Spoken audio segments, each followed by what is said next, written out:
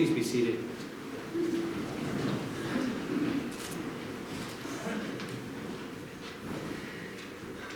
So Jesus is speaking in Luke's gospel. And he's telling them that this temple is going to come down. And it's important, I think, to remember that when Luke writes this, the temple has already come down. So Jesus speaks in about the year 30 to 33 is kind of when he had his active ministry. So probably this is the year 33. The temple actually fell in 70. And then Luke writes after that as many as 5 or maybe 10 years. So part of what's going on here is that Luke is saying to his audience, you can trust Jesus. Because remember what he told us about the temple? Remember that?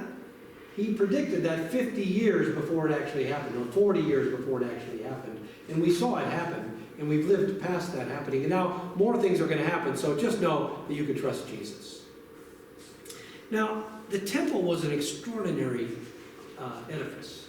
I don't think it's easy for us to, when I think about the temple, you guys, I think about like a cathedral. And many of us have seen cathedrals. Most of you have seen a cathedral in person. They're magnificent structures. If you think about the most beautiful building that you've seen like that. Well, listen to how the historian Josephus described the temple in Jerusalem, the one that Jesus said was going to come down. The one the disciples said, oh my gosh, that's the most beautiful thing. Here's how the historian Josephus described it. He said, the sacred edifice itself, the holy temple, in the central position, was approached by a flight of 12 steps. The facade was of equal height and breadth, each being 100 cubits. And I think a cubit is about the length of your forearm, something like that, if I'm not mistaken. But the building behind was narrower by 40 cubits. So you had this facade, and behind it a building that was a little narrower. And for in front, it had, as it were, shoulders extending 20 cubits on either side. The first gate, this broader gate, was 70 cubits high and 25 broad, and had no doors, displaying unexcluded the void expanse of heaven. The entire face was covered with gold. The entire face was covered with gold. And through it, the first edifice was visible to a spectator without, someone standing outside, in all its grandeur, and the surroundings of the inner gate, all gleaming with gold, fell beneath his eye. The exterior of the building wanted nothing that could astound either mind or eye, for being covered on all sides with massive plates of gold. The sun was no sooner up than it radiated so fiery a flash that persons straining to look at it, were compelled to avert their eyes, as from the solar rays. Can you imagine? Not gold-plated, plates of gold on all the surfaces exposed in such a way that when the sun came up, you couldn't stand to look at it. Amazing, right? That's what Jesus was talking about. That's what the disciples were talking about when they said to him, standing at the temple, what a beautiful thing this is that we have here, right? And Jesus says, well, actually, it won't be long. The whole thing is coming down. And then he describes to them the stuff that's going to happen to them. And then he says this, don't be terrified, which immediately makes you feel what? Terrified. Yeah. What?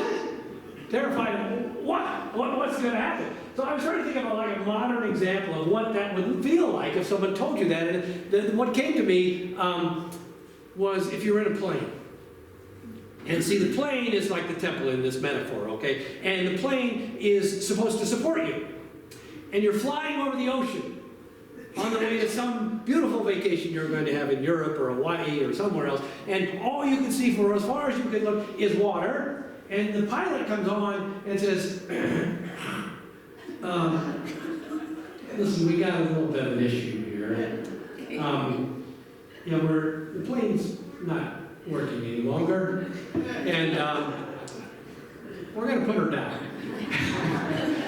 And you look down and you say, there's no land here. What are you talking about, putting her down? It's like, yes, we're going to have a water landing, and don't worry because you will not die in this landing. And you're like, well, that's good, but then what? We'll open the doors and you will be able to get out into the water. And you look around and there's no land for hundreds of miles, and you know that the water is freezing, and you say to yourself, but I cannot swim. And the pilot says, yeah, I know, but when you get in the water, I'll give you a little swimming lesson. That's what's going on in the text. Because Jesus says you'll be called up in front of the magistrates and you'll be persecuted and all. And don't worry about what you'll say because I'll give you what you're supposed to say. And they're like, what are you? Don't be terrified. Are you kidding me? You know?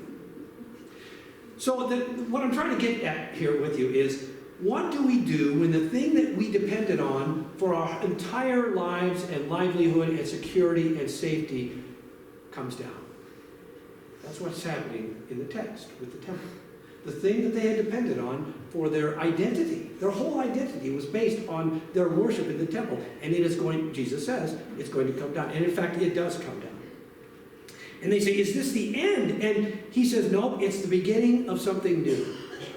When the temple crashes, it's the beginning of something new. Nobody knows what to do when the thing that you depend on, the thing that you need, the thing that you think you can't live without, when that thing goes away. How could you know? I mean, you don't know what's on the other side of it. But you know this.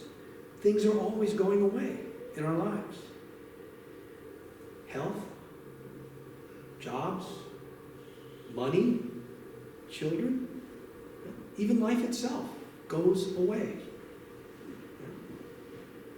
What to do when that happens? Okay, Luke has three answers. Luke doesn't leave us without any hope. Luke gives us three answers in our text today. He says, first, you can trust in Jesus. Remember, Jesus, the one who said it was going to come down, and then it did come down, and yet here we are a decade later, and we are even stronger than we were before. We are surviving. You know who didn't survive? The people that were in the temple when it came down. Right? The Sadducees. Right? Their whole life was just, their whole jobs went away because their job was in, their authority was in the temple. So the people outside the temple, life got better actually, I think, in some ways. So he says you can trust Jesus. That's the first thing Luke says. When the thing you depend on goes away, first thing, trust Jesus. Okay. The second thing, hold fast to the faith you have received, is what he tells them. He says, look, you were given a faith. The faith of Christ himself. The faith of our people has come through. And we thought it lived in the temple, but it doesn't. It lives on in new and creative ways. That's the thing. They couldn't have imagined that they could live without the temple. There will be persecutions. There will be famines. There will be wars. There will be natural disasters of all kinds. But don't quit believing. Don't quit praying. Don't quit acting like you are a person of faith. And don't quit loving those in your community. Just trust your community. Trust the faith that you have received. And the third thing, he says, is don't be stubborn. Be teachable. That's what he says. He says, well, it's something we know. If you've done any 12-step work, you know they say doing the same thing is going to get you the same result. That's really true in life, isn't it? Keep doing the same thing you're doing, you're going to get the same results. But guess what? The same thing you've been doing isn't working anymore. In other words, can you have temple worship without the temple? Can you have Jesus worship without Jesus enfleshed? Is what they've had to deal with. Can we have church without whatever you think church is to you? Look, it will be, if it ever happens, maybe the saddest day in my life if this church were to come down. I don't think that's going to be the first thing that happens. I think before that happens, y'all will stop showing up. There's fewer here than when I got here. Not on Sunday. We grew substantially. But over the last 6.5 years, there used to be somebody sat over there.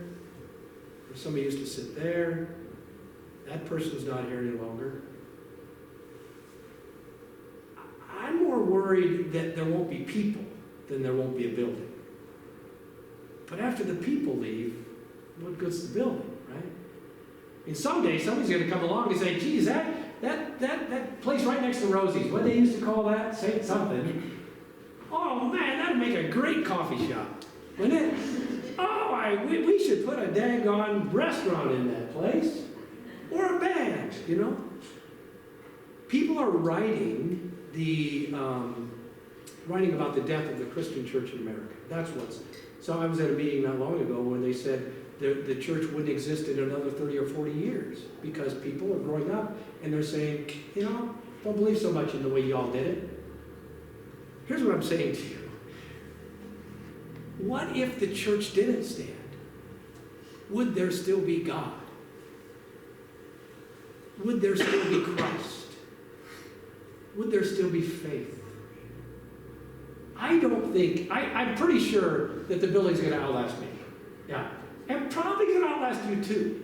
But I'm not so sure about the generations after. And I'm just saying to you, take heart. Because the thing that we think we have to depend on, sometimes they go away. They do. And here's what Luke says to us. Let God guide you into a new and more glorious future. You can live without whatever it is you think you can live without. You can. You will. Even when we die, we go to a more glorious and beautiful future, do we not, brothers and sisters? I'm sorry, I didn't quite hear you. Do we not go to a more glorious and beautiful future even if we die? So even death is not the end of everything that we know that will be great. God is crafting even now something more wonderful and beautiful with my life. When things fall apart that I think I could never live without, and it happens to me more and more and more every day.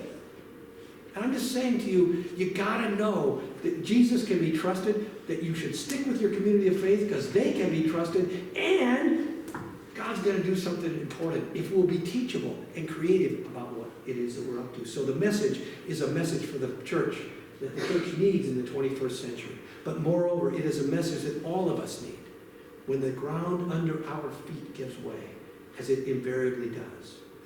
And the message is you can trust in the love of Jesus, and you can trust in the faith of the community, and you can trust in the graceful guidance of God.